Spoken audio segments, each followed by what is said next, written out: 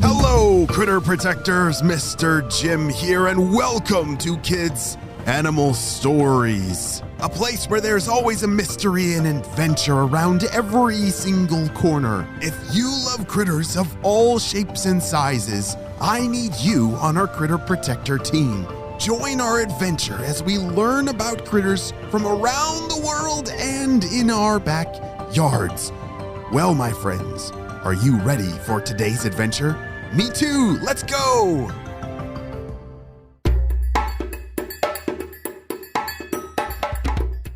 It was a quiet, hot morning in southeastern Asia, and Corbyn was lounging with his lounge. Wait, what? How do you lounge with your lounge? Oh, you see, Corbyn was an Asian water monitor, and he lived with his family, which is called a lounge. These are amazing reptiles, and they're the second largest lizard in the world, next only to do you know what is the largest lizard in the world? Yeah, the Komodo dragon. Well, Asian water monitors are the second largest lizard in the world. They have dark, black, scaly skin and yellow spots on their bellies. They have long snouts and long necks. Well, on this very hot morning, Corbyn was soaking up his last bit of relaxation time under his favorite little bush before heading off for a day's work in the rice field. Corbyn's family was in charge of one of the hugest rice fields in the East, and he had a very important job. And I wonder, what kind of important job would a water monitor have in a rice field? Corbyn, are you about ready to go? Called his dad. Yeah, Dad, I'll be there in a minute, Corbyn yelled. He stretched his legs and swung his super strong muscular tail from side to side. Corbyn was headed out of the bush, said goodbye to his mom and brother, who had the day off, and went along the path following behind his dad. Today should be a good day. Maybe an easy day. Maybe I'll go home early and practice my climbing or take a quick swim down by the lake, Corbyn thought. Yeah, I hope it's a nice, easy, slow day.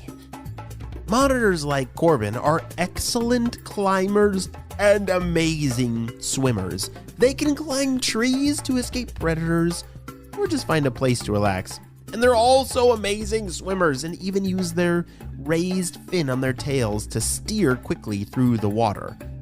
After a long walk with a few stops, some daydreaming, and a quick talk with a neighbor along the path, Corbyn arrived at the rice field. As far as the eye could see, there were beautiful wisps of green and yellow. Morning, Corbyn. Morning, Dale, called Mr. Moore, the head of operations. Mr. Moore had been working the rice field since Corbyn's dad started on the job.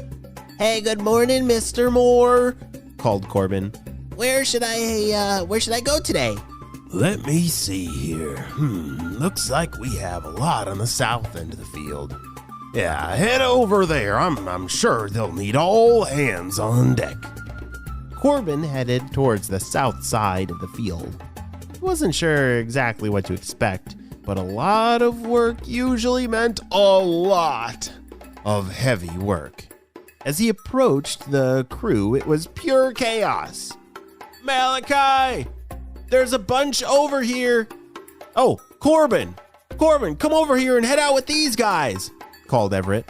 Corbyn looked ahead and saw crabs lining the whole bank of the side of the rice field. You see, there it is. The $1 million question that I've been wondering has finally been answered. What in the world kind of jobs would they have in rice fields? Did you catch the clue? Yep, the crabs. Asian water monitors are known to actually help keep the crabs out of rice fields. For real. They hunt them and keep them from destroying the crops.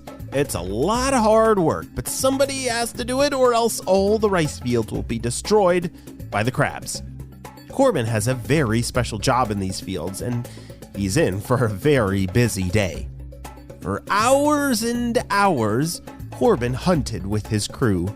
Crab after crab tried to break right past them to get into the precious rice field. But by evening, there weren't any crabs in sight. Oh, Corbyn was full and tired. Oh yeah, they don't just scare the crabs away, they eat them up. His dad had gone home at the normal time, but Corbyn had worked extra long. He definitely wasn't going to get a chance to climb or swim, or so he thought. He said goodbye to his friends and headed into the forest, straight into one of the wildest surprises of his life. What in the world kind of surprise could that be? I'm not exactly sure. But we're gonna have to wait and see what happens on the next episode of Kids Animal Stories. Great job, you listened all the way to the end. I love reading your reviews that you leave for me on Apple Podcasts. This one is a 5-star review from Taryn M26. It says, great summer entertainment. We love listening to this while playing with chalk, watering flowers, and walking. Thanks. Mateo would love to hear about a Colombian condor. Whoa, condors are humongous birds. That would be an awesome adventure. And thanks so much for the review, Mateo. That's awesome that you love to listen to these stories while drawing with chalk. That's such a great way to listen. Well, friends, I hope you have a super duper day, and I will see you on our next adventure.